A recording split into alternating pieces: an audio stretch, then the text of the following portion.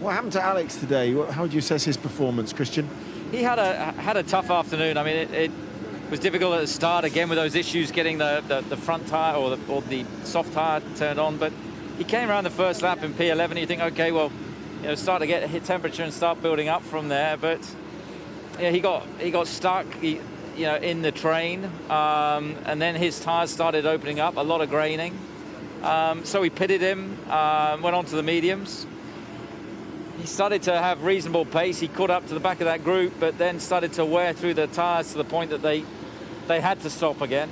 We couldn't have got to the end, and then we put another set of softs on, but obviously he was too far back to catch up. So a tough afternoon for him today. It's a tough afternoon, but we know right now that obviously he's driving for his future.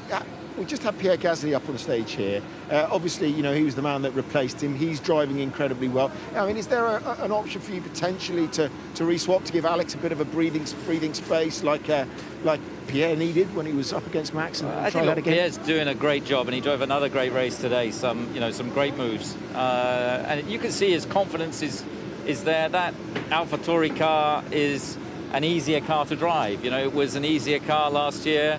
When Alex, stepped out of it, that was one of the first comments he made. But I've got no reason to think that if the tables were turned, it would probably be the same situation. I think Alex in that car would probably perform equal to that as Pierre is at the moment. We have so much information on these drivers, and the characteristics of our car are very different. And that's something that Alex in certain conditions is struggling with, as Pierre did 12 months ago. So that's something that obviously we need to work on.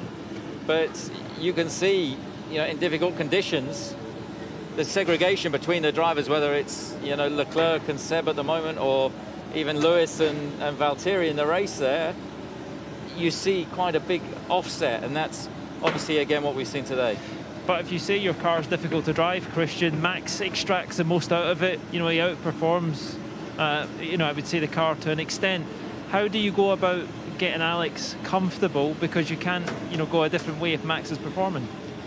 Well, the car, obviously quick cars tend to be difficult cars to drive, and on I think, edge. Max is showing what the car is, what the car's potential is, and we want both drivers obviously to be up there, and we need to get Alex to a point where he's within a couple of tenths, as Valtteri is with Lewis, so that it gives you different strategic options in the race. So everybody's doing their very best to try and help Alex to find a setup, to find a balance that he's got confidence with, because we all still believe in him. He's a great kid. He's got great talent, and obviously he's only in his second year of Formula One, and everybody is rooting for him to really claim that seat. But obviously today's been a difficult day for him. Well, when do you need to make a decision by, realistically, Christian, for your driver lineup for next year? Yeah, obviously that moment in time is converging. So within the next few weeks, okay. We know the options that are available to us,